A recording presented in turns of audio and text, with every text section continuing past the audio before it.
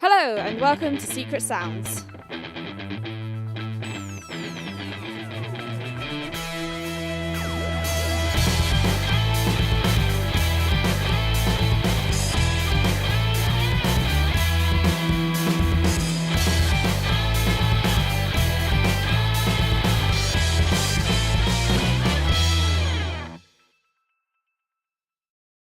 We're here in Cardiff at Gwdihw for Josh Doyle's UK tour, and here he is with the first of his songs.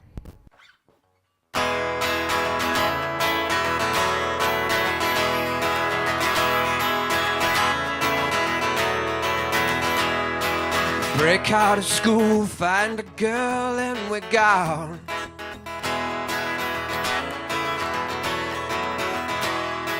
Blinded by dreams, we follow the throng.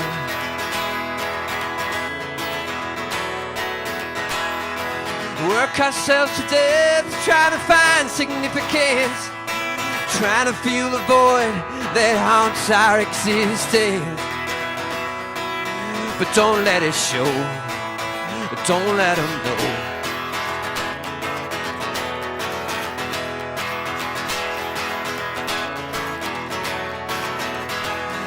And all of my life I've been afraid of myself.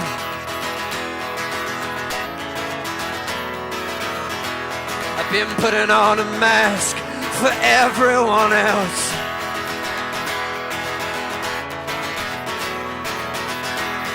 Scared of the future, scared 'cause I know I'm just a kid in a grown-up's clothes. And the meaning of life is to find your way home.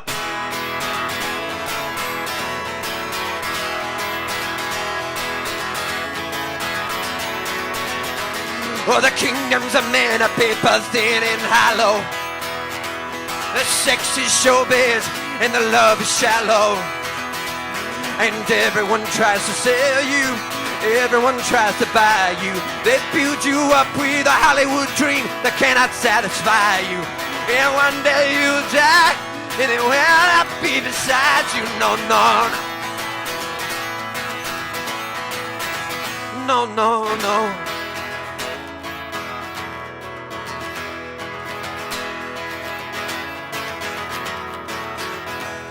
Well, where do you go when nobody needs you? How do you keep sane when you just want to scream?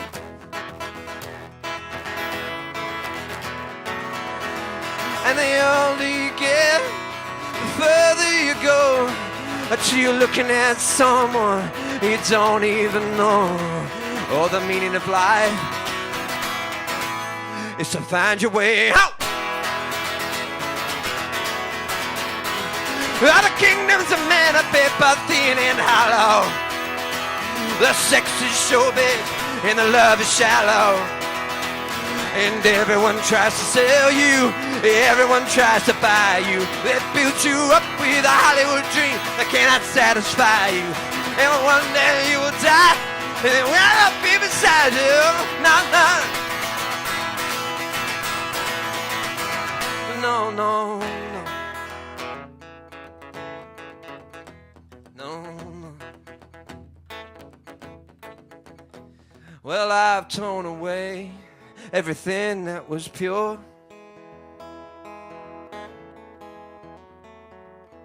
And I've followed 1,000 false prophets and whores. And it blinds my eyes, all the darkness I've seen. Is there some way, Lord, that I can get clean? Oh, the meaning of life is find your way home. Oh, the meaning of life is to find your way home.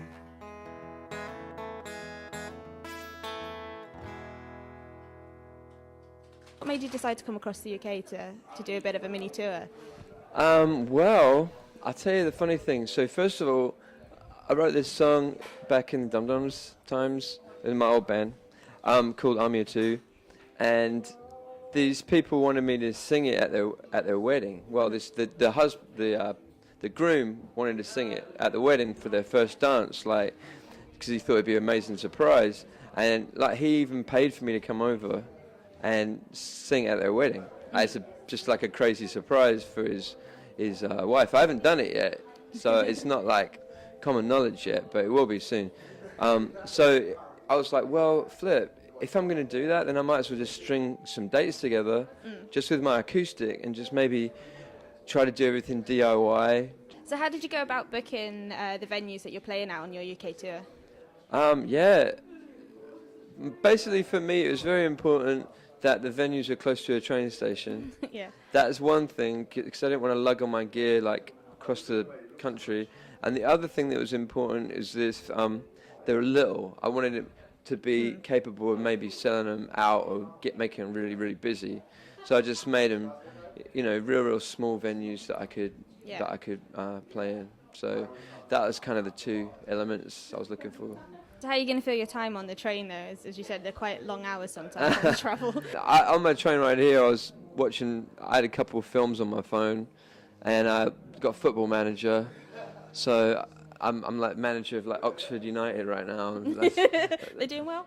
They're doing pretty well, actually. They're doing pretty well. But so I'd play that, and then like the funny thing about that though is that becomes my reality if I play it too much. Mm-hmm. So they'll get off the train and I think I'm the manager of like Oxford United. Do you get any inspiration at times when you're travelling around though for writing songs? Oh, yeah, definitely. That's how I write. It's just I have my phone out and something comes in my head wherever I am, and I just write it into my phone. So I mean, in different environments, obviously there's a lot of different stuff, and it'll just kind of trigger something. When you back in America, you'd won the singer-song and guitarist of the year. Yeah. And you, like, for instance, you got a chance to do an EP, to record an EP, but they actually got you to record an album. Right. During that time, had you only had enough songs for an EP, or did you have about an album's worth, or were you writing in the studio? Yeah, that's a good question. The cool thing was that I had a lot of stuff that I'd been saving that I didn't put out by myself, because I was putting independent stuff out, and I'd saved a bunch of stuff, or some that I just put out as like a demo or something. So I had a book full of songs that I was wanting to record at some point. So I basically just like opened up my book, page 1, and just played the songs to him. And everything I was picking out to sing to him, he would want to record. So that's kind of how he worked. He's definitely like one of these American go-getter types, got all this success and everything, So did you have quite a few others playing different instruments in the recording studio? Oh, yeah. Oh, it's a dream. No, but so I won this competition, and the prize was doing an EP with John Shanks, who's Grammy Award-winning dude, done everything from Fleetwood Mac to Sheryl Crow albums, like, really cool. But he enlisted, like, just, like, heroic figures to play on my stuff. Like, so my bass player is Leland Sklar, who played on, I'm doing singer-songwriter stuff, and he played on all the James Taylor, Jackson Browne records, like, all the classics, like, I mean, tons of stuff, unbelievable. It must be pretty awe-inspiring. Oh, well, and then I got Matt Chamberlain, who played one of the original drummers for Pearl Jam. He played on the last 2 Springsteen records, last 2 John Mayer records. Then I got Dean Parks, the guitar player, played on Thriller, Innovisions, all this stuff. And then it's me, who's been a waiter for like 5 years, just playing at home, getting noticed on this thing, and I'm having to hold my own with these guys that like do it all the time. This is quite interesting though, going back into work as a waiter and saying, what'd you do on your day off? Oh, well, just hung out at the studio. Yeah. Well, record a few songs. No, and the even cooler thing was we'd have our lunch breaks, so I got to know all these guys. We'd have lunch and dinner there, and then Leland would be talking about Carly and Joni and, all of that lot. And it's all Carly Simon, Joni Mitchell, James Taylor, talking about their private lives and everything that went on. And then Matt would be talking about Courtney and Kurt and all that lot, because he's around that as well. And I was just like, wow, what have I stumbled into? You know? Yeah. Has it Crazy. continued on to further things with your music in your music career? No, it's been good. I got a management deal out of that, and a publishing deal, and a record deal, and an agent, and they're all still involved. It's just my manager manages Dolly Parton. Yeah. And he's busy with her, and she's making him a ton of money. Obviously. She's coming here as well. Well, she's doing arena tours all around the world. So it's like, he's busy with that. And I'm like, look, Danny, can I just do this DIY thing? I don't need the agent involved. I don't need big hype. I'll just tell the fan base, I'm going to play in the area. So the first time of your career in the music industry was with the Dum Dums. Right. How did you sort of find your experience of actually being in the Dum Dums and sort of spout into that kind of fame status? Yeah, man, it was crazy because we got to do a lot of cool stuff. We were on the charts and on all the TV shows and stuff. And what I've been doing before that, I was just like factory work, and it was all. I threw all my eggs in one basket just to do music and try and make it. So, I left university to do it and everything. So that was another thing. It's a weird situation to have the fame and then be done with it. Yeah. And then come back and you've got the same kind of little inklings of stuff maybe happening.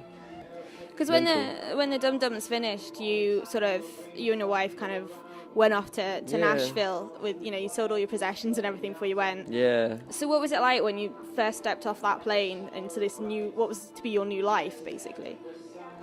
Yeah, we really had nothing. We had clothes and suitcases, and we sent boxes of like memorabilia. I don't know, and stuff in our lives that were meaningful over. But it just coming off the plane, it was like I was excited. I'll tell you a funny story. I don't know if I've ever told anyone this. When we were driving up to Indiana, where her parents are. Like, we closed on a house in Nashville, and then we just drove up. Look, this is what happened. We got into Nashville. We had looked on the houses on the line. We went and saw them all one day. We picked one that we wanted to live in, and then we bought it. And then we went up to, because that's back when I had some money. Yeah. Because I'd just done the Dum Dums. And we went all the way up to Indiana. And right as we were getting off to go to her mum and dad's house, everything came on the radio by the Dum Dums. I'd never heard a Dum Dum song in America ever in my whole life, and it was just like, that is so weird. And I was like, wow, it's got to be a sign, Yeah. And did your time sort of inspire, during that time, did it inspire a lot of your songwriting that you were doing at the time? Yeah, I did the End of Fear EP like that year. I just got off and just started writing. I was really driven. And then after a while, that kind of died down. I just got sucked into a normal life. But at the beginning, I wrote a lot of stuff. And what can we expect from Josh Doyle in the future then, over the next coming year or so? Well, some bizarre stuff has been happening. I've been recording a new album, and it's more sort of in the pop vein. But like Dum Dums was, but it's more sort of like the 1975 or like I don't know, like 80s sort of Tears for Fears, like Peter Gabriel. So it's in that kind of vein. And right now, while I'm doing this, my manager is doing the Dolly thing, and he's also shopping this album with the songs I've done to labels. I was going to have a meeting with a really big label, I haven't had it yet, in England, that do some bands that I don't know, aren't the typical bands that I listen to. Yeah. But my new stuff is not the typical music that I make lately. So it's like the biggest bands you can imagine right now on this label. So we'll see. But hopefully, I just want to get a deal now after doing the independent thing for so long. Because I feel like they've sewn everything up again, the labels, and then just have them pay for me going everywhere. And what kind of songs can we expect at tonight's performance? Oh, like a lot of my new stuff, but I am throwing in a bunch of Dum Dum stuff, just because I know there's people here. Yeah. But random stuff. I'm just like, I've even got like a pick names out of a bag kind of strategy to pick 3 Dum Dum songs. I've got like 8 songs. I'm going to put them in a box and then people pick them out. So that's going to be fun. Well, thank you very much, Josh, and good luck with this evening. Thank you so much. My partner, right? She's I'm managed by the same guy that manages her, and he played her this song, and she really liked it. She said she told me she really liked it. So this is pretty great because she's written a lot of cool songs, and I just want to tell you that. But I don't tell people on Facebook because I'll be like bigging myself up. So I'm just telling all of you people in this room. Alright. Yeah. This is something somewhat different. So what did you guys think of it so far? It's been brilliant. It's always nice seeing Josh, especially in sort of like smaller venues where he gets to chat to people and be himself, rather than like the bigger venues where you just get the songs and don't get the rest of it. And if you had a favourite song played this evening? Definitely Army of Two. It's got a sort of special place since we were about 13. Yeah, so 13, 14. That was like one of our favourite songs, so it's stayed that way. And yeah, second time we've heard it live now. And have you been following Josh ever since then? Yeah, I mean he's very good on Facebook. He chats to his fans and he remembers people when you've emailed him and things. So he remembers people. So it's nice, and you feel more inclined to go to the gigs, especially as he comes over and he funds himself. It's nice because it's like watching an old friend do a gig, rather than, I mean, when we were younger, it was like, oh my God, Josh Doyle, he's amazing. we want to marry him. Yeah, there was a lot of I that. did. No, I was all for Stuart. Yeah. But it's nice because it is like watching a friend, and you watch them grow and develop, and he will tell inappropriate stories about pretty much anything. But it's nice because you don't get that with other performers. What's your overall view of seeing him live? Awesome. Yeah, Just he never. The energy, the kind of enthusiasm, the fun. Yeah, he never disappoints every single time. Like, we've seen him in an arena and in small gigs, and he is just brilliant every single time. And if you could give a message to Josh Doyle, what would it be? Thank you. Yeah, thank you for the past 13 years. It's been awesome. Well, thank you very much. Well, that's it for this evening at Josh Doyle's gig, and here is Josh himself to sign you off.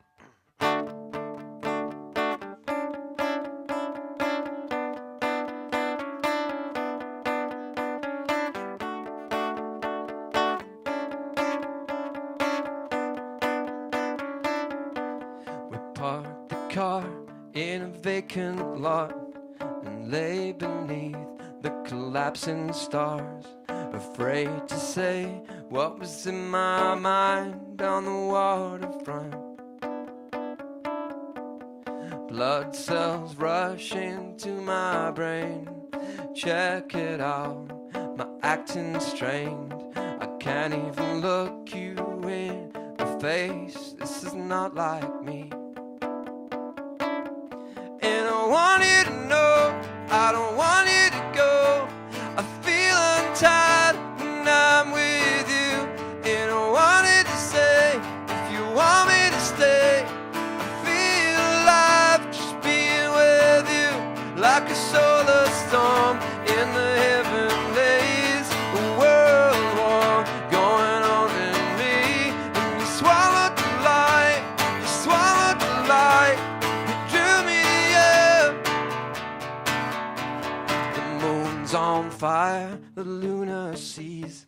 I ravel worlds in a sacred hush, and let the love you hold inside flow out to me. I'm so tired of my own speed, these frozen words at my command. My heartbeat reaching unfamiliar speeds. This is not like me.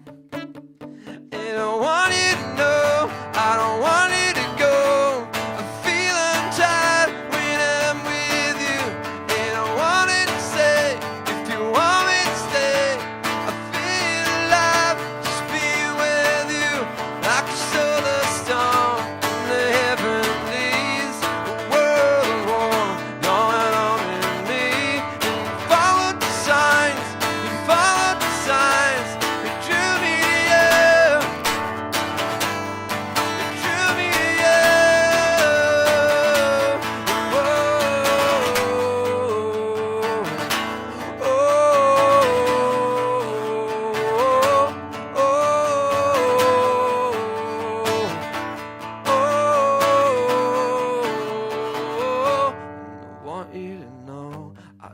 want you to go. I feel untied when I'm with you, and I wanted to say if you want me to stay. I feel alive just being with you, like a